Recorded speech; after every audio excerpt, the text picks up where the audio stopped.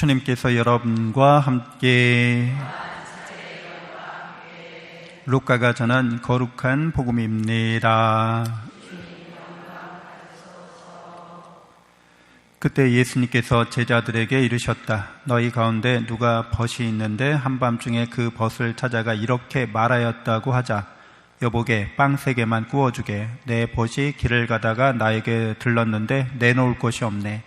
그러면 그 사람이 안에서 나를 괴롭히지 말게. 벌써 문을 닫아 걸고 아이들과 함께 잠자리에 들었네. 그러니 지금 일어나서 건네줄 수가 없네 하고 대답할 것이다. 내가 너희에게 말한다. 그 사람이 벗이라는 이유 때문에 일어나서 빵을 주지는 않는다 하더라도 그가 줄곧 졸라대면 마침내 일어나서 그에게 필요한 만큼 다 줄 것이다. 내가 너희에게 말한다. 청하여라. 너희에게 주실 것이다. 찾아라. 너희가 얻을 것이다. 문을 두드려라. 너희에게 열릴 것이다.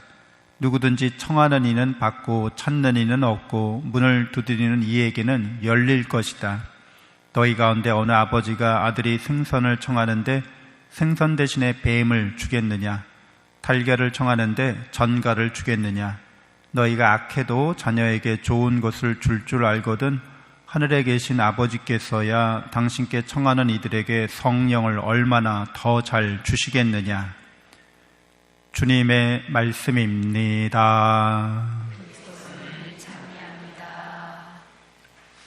참 예수님, 하나님의 복동이 고맙습니다. 고맙습니다.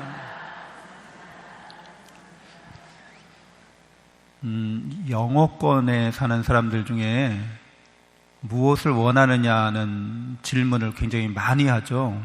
뭐 이렇게 이야기하다 What do you want? 뭘 원하세요? 라고.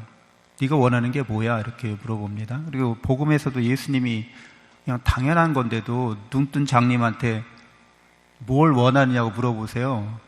아니, 눈뜬 장님한테 이렇게 못 보는 시력이 없는 그 맹인에게 뭘 원하냐고 물어보면 당연히 보기를 원합니다. 이렇게 대답하겠죠. 근데 정말 원하는 게 뭔지 이제 우리로 하여금 생각하게 하는 거죠. 왜냐하면 그리스도교 문화권 안에서는 우리가 원하는 것, 우리가 선택할 수 있다는 거죠. 그러니까 인간에게 자유가 있다는 것을 전제하는 거예요. 인간은 자유로운 존재, 인간은 하느님을 닮은 존재로서 하느님처럼 자유의지를 지니고 있다고 보는 거죠. 그러니까 내가 원하는 것을 분명히 이야기해야 돼요. 알아야 돼요. 내가 뭘 원하는지. 근데 한국 사회에는 하느님께서 우리에게 주신 각자의 재능이나 탤런트가 다 다른데 우리는 옛날부터 그냥 과거 시험 봐서 이렇게 관리가 되는 것을 목적으로 했죠. 삶의 큰 목적인 거죠, 그게. 그러니까 아이들을 대부분 다 입시 위주의 교육을 시켜서 사무직, 관리직 이렇게 현장 노동직이 아니라 근로하는 게 아니라 이렇게 가도록 그거를 귀하게 여기고 현장에서 일하는 걸 천하게 여기도록 문화가 그렇게 주입을 했기 때문에 각자 다 다양한 재능이 있는데도 불구하고 그냥 입시 위주로만 이렇게 몰아가니까 아이들이 정말 자기가 원하는 게 뭔지 잘 모르는 거죠. 자기가 원하는 것, 진정 원하는 거를 해본 적도 없고 그렇게 살아본 적도 없으니까 그냥 다 부모님이 시키는 대로 그 사회가 원하는 대로 다 각자 원하는 게 있을 텐데 그냥 사회가 원하는 걸로 다 통일시킨 거죠. 그래서 다 이렇게. 그러니까 정말 내가 원하는 것이 무엇인지를 알려면 자기 자신을 깊이 이렇게 들여다봐야겠죠. 내가 뭘 좋아하고 뭘 싫어하는지 자기의 개성을 드러낼 수 있는 거를 이렇게 추구해야겠죠. 그리고 이렇게 우리가 자유롭게 원하고 선택하는 것들이 하느님께서 주신 그런 재능이거나 탤런트거나 천부적인 능력이어서 그것을 잘 발휘해서 자기 자신도 행복하게 살고 다른 사람들에게도 기여하거나 사회에 공헌하는 바가 있도록 그렇게 공동선을 살아가는 그런 존재가 되기를 하느님께서 원하신다고 볼 수 있습니다. 자유로운 존재고, 이 자유로운 존재는 바로 신적인 존재라는 걸 뜻하기도 해요. 자유로운 존재는 내가 선택하기 위해서 이미 선택의 대상을 잘 알아야겠죠. 그리고 내가 잘 알고 선택한 것들이 나의 선택으로 말미암아서 그것이 새롭게 바뀌게 됩니다. 이게 창조적인 존재가 되는 거죠.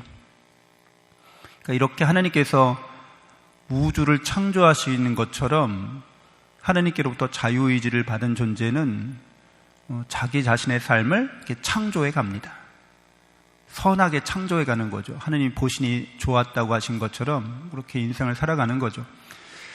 그래서 우리 성령을 받은 사람들은 이렇게 하나님과 나와의 사랑의 관계 속에 있는 거죠. 나에게 끊임없이 성령을 주신다는 말은 성부, 성자, 성령 삼위일체 하느님을 나에게 준다는 뜻이잖아요. 하느님을 내가 받은 존재라는 거잖아요. 그러니까 하느님 아버지께서, 예수 그리스도께서, 성령께서 나랑 뗄래야 뗄 수 없는 관계가 됐다는 것을 성령 받은 사람은 안다는 거예요. 그러니까 이미 영원한 생명을 받은 존재고 죄로부터 구원받는 은총을 충만히 받은 존재고, 우리는 거룩하게 사랑 안에서 하나님을 닮아가는 인생길을 지금 살아가고 있다는 거예요. 성령 받은 사람들은 이제 그렇게 아는 거죠. 그래서 성령 받은 사람들이 이제 이 세상을 살아가면서 다른 사람들에게도 성령을 받을 수 있도록 그렇게 이분들이 하느님을 깨닫고 믿고, 무엇보다도 바오로 사도가 복음이라고 얘기하죠. 복음을 듣고 믿어서 성령 받았다는 거예요. 복음은 예수 그리스도께서 하느님의 사랑을 가르쳐 주시고 실천하시고 증거하신 거죠. 특별히 그분의 십자가 죽음과 부활의 사건이 하나님의 사랑과 은총을 완전하게 드러낸 거죠. 그래서 복음의 진수, 복음의 핵심을 깨달은 사람은 나에게 이미 하느님이 내게 주어졌구나. 나는 하느님을 받은 사람이구나. 성령 받은 사람이구나. 영원한 사랑을 받은 존재구나. 그래서 그걸 기반으로 이제 선택하고 결정하고 자기의 자유로운 삶을 살아가는 겁니다. 성령 받지 않으면 내가 누구고 왜 살고 있고 무엇을 위해서 사는지 모른다는 거죠. 어떻게 살아야 될지 모른다는 거예요. 성령 받지 못한 사람은. 내가 영원한 사랑 받고 있다는 것도 정말 깨닫고 믿고 그 사랑에 소망을 걸지 않는다는 거죠. 그래서 성령 받지 않은 사람은 결국에는 이 세상이나 사람을 믿고 이 세상이나 사람에게 희망을 걸고 이 세상과 사람들이 시키는 대로 살려고 하고 그걸로 끝나는 거예요. 그런데 그런 삶은 다 허망할 뿐입니다, 사실은. 하느님 없이 사는 이 세상 삶은 무의미하다는 거예요. 살아갈 이유나 목적을 찾기가 어렵다는 거예요. 그러니까 성령 받지 못한 사람들은 결국 죽음 앞에서, 죄 앞에서 벗어날 수 없다는 거죠. 끊임없이 하느님을 닮아가기는커녕 자기보다 못한 존재로 원래 우리를 창조해 주신, 우리를 선하게 우리에게 자유의지를 주시고 하느님의 성령을 우리에게 주시고자 하시는 그 하느님으로부터 점점 멀어질 뿐입니다. 그래서 특별히 성령 받은 사람들의 역할과 소명이 중요한 거죠. 그래서 복음을 전하라는 거예요. 복음의 진리를 전하라는 거예요. 사람들에게 성령을 받도록 그렇게 우리가 하느님의 협력자가 되라는 거죠. 창조의 협력자이기도 하고 구원 사업의 협력자이기도 하고 함께 하느님을 닮아가는 거룩한 성화 사업이라고 하죠. 하느님의 일인 거예요. 이게 창조하고 구원하고 거룩하게 하는 일이 하느님의 일인데 이 일을 함께 하자고 우리를 부르시는 거예요. 성령을 통해서. 너무 신나고 너무 기쁜 일이고 너무 이것은 우리에게 영예스러운 일인 거죠.